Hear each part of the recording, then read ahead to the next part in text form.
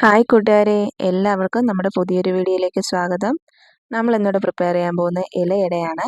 വാഴയില കൊണ്ടൊരു അടിപൊളി ഇലയടയാണ് നമ്മൾ പ്രിപ്പയർ ചെയ്യുന്നത്. കുഴയ്ക്കാതെ പരത്താതെ എളുപ്പത്തിൽ തയ്യാറാക്കാൻ പറ്റിയ ഒരു ഇലയടയാണ്. നല്ല സോഫ്റ്റ് ആയിട്ടുള്ള ഈ അട എങ്ങനെയാണ് നമുക്ക് പ്രിപ്പയർ ചെയ്യുന്നത് നോക്കിയിട്ട് വന്നാലോ. അപ്പോൾ പോകാം വീഡിയോയിലേക്ക്.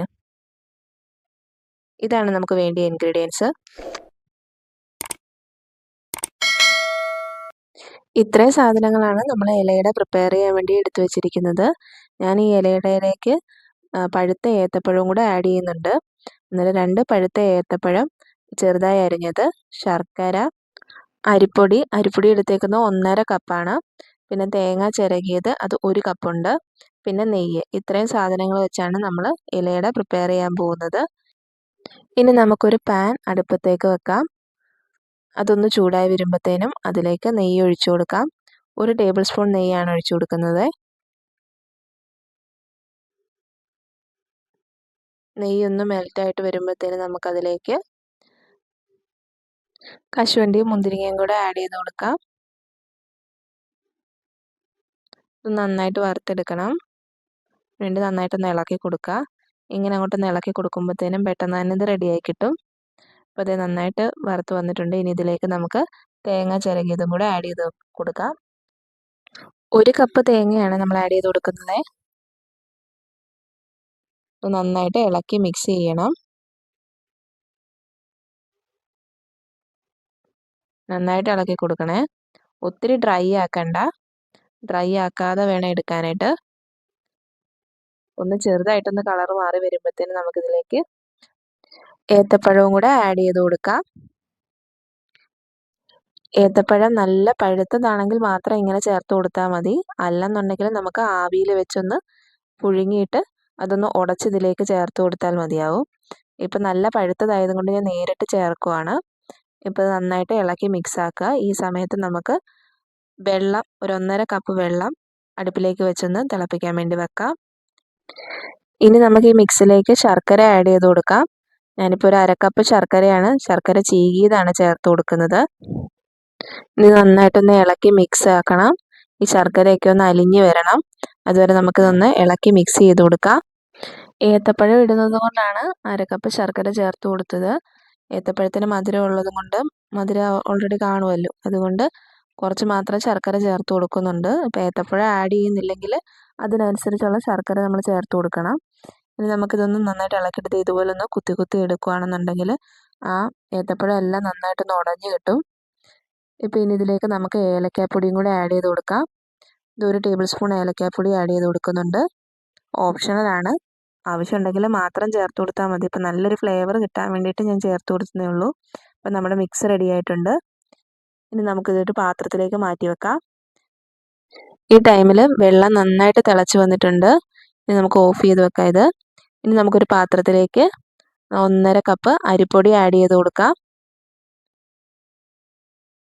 വറുത്ത അരിപ്പൊടിയാണ് ഞാനിവിടെ എടുത്തേക്കുന്നത്. ഇനി ഇതിലേക്ക് ആവശ്യത്തിനുള്ള ഉപ്പും കൂടെ ആഡ് ചെയ്ത് കൊടുക്കാം. ഈ ഉപ്പൊന്ന് മിക്സ് ആക്കാൻ വേണ്ടിയിട്ട് നമുക്കിതൊന്ന് ഇളക്കി കൊടുക്കാം. ഇളക്കി കൊടുത്തതിന് ശേഷം തിളപ്പിച്ച വെള്ളം നമുക്കിതിലേക്ക് നേരിട്ട് ഒഴിച്ച് ഒന്ന് ഇളക്കി മിക്സ് ചെയ്ത് കൊടുക്കാം. തിളപ്പിച്ച വെള്ളം ഞാൻ ഒഴിച്ച് മിക്സ് ചെയ്യുന്നുണ്ട്. കുറേശ്ശെ മാത്രം ചേർത്ത് ഇളക്കുക. കട്ട കെട്ടിയാൽ നമുക്ക് കുറേശ്ശെ വെള്ളം ഒഴിച്ച് അത് ഇളക്കി എടുക്കുമ്പോഴത്തേനും അത് റെഡിയായി വന്നോളൂ. അത് ഇടയ്ക്ക് ക്യാമറ ഓഫായി പോയത് കൊണ്ടാണ് ഞാൻ ആദ്യം വെള്ളം ഒഴിച്ചത് കിട്ടാഞ്ഞത്. അപ്പം നമുക്കത് കുറേശ്ശെ വെള്ളം ഒഴിച്ച് ഒന്നുകൂടെ മിക്സ് ചെയ്തെടുക്കാം. നന്നായിട്ട് ഇപ്പം മിക്സ് ആയിട്ടുണ്ട്. ഇനി ഇതിലേക്ക് 1 ടീസ്പൂൺ നെയ്യും കൂടെ ഒഴിച്ചൊന്ന് നന്നായിട്ട് ഇളക്കി മിക്സ് ചെയ്തെടുക്കാം. ഇതുപോലെ ഇരിക്കണം നമ്മുടെ ഇലയടയുടെ ബാറ്റർ. ഈ ഒരു കൺസിസ്റ്റൻസിയിൽ ഇരിക്കണം. അപ്പം നമ്മുടെ ബാറ്റർ റെഡി ആയിട്ടുണ്ട്.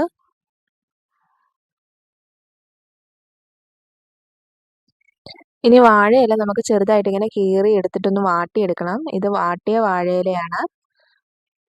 വാഴയില ഇതുപോലെ വാട്ടിയെടുക്കാൻ വേണ്ടി പെട്ടെന്ന് വാട്ടിയെടുക്കാൻ പറ്റിയൊരു എളുപ്പവിദ്യയാണ്. നമുക്ക് ഇഡലിക്കുട്ടകത്തിലേക്ക് തന്നെ വാഴയില കീറിയതിട്ടൊന്ന് ആവി കയറ്റി എടുക്കുകയാണെന്നുണ്ടെങ്കിൽ പെട്ടെന്ന് തന്നെ വാടിക്കിട്ടും. എന്നിട്ട് അതൊന്ന് തുടച്ചെടുക്കുക. എന്നിട്ട് ഇനി ഇതിലേക്ക് ഓരോ തവി മാവ് വെച്ച് നമുക്കിങ്ങനെ ഒഴിച്ചൊന്ന് സ്പ്രെഡാക്കി കൊടുക്കാം. ഒത്തിരി കട്ടിക്ക് സ്പ്രെഡാക്കണ്ട, ഒന്ന് തിന്നായിട്ട് സ്പ്രെഡാക്കി കൊടുത്താൽ മതി. ഇനി ഇതിലേക്ക് നമുക്ക് പകുതി ഭാഗത്ത് മാത്രം ഫില്ലിങ് വെച്ചൊന്ന് നിരത്തി കൊടുക്കാം. നിരത്തിയതിന് ശേഷം നമുക്കിതൊന്ന് മടക്കി ഇങ്ങനെ ഒന്ന് ചെറുതായിട്ടൊന്ന് പ്രസ് ചെയ്ത് കൊടുക്കുക. പ്രസ് ചെയ്ത് രണ്ട് സൈഡും ഒന്ന് ജസ്റ്റ് ഒന്ന് പ്രസ് ചെയ്ത് കൊടുത്താൽ മതി, ഒത്തിരി അങ്ങോട്ട് പ്രസ് ചെയ്യണ്ട. ഇത് ഒഴുകി പോകത്തൊന്നുമില്ല. നമുക്കിനി ഇതുപോലെ എല്ലാം ഒന്ന് ആക്കിയെടുക്കണം. അതിനുശേഷം നമുക്ക് ഇഡ്ഡലിക്കുട്ടകത്തിലേക്ക് എല്ലാം കൂടെ വെച്ചൊന്ന് ആവി കയറ്റിയെടുക്കാൻ വേണ്ടിയിട്ട് എല്ലാം ഒന്ന് വെച്ച് കൊടുക്കുക.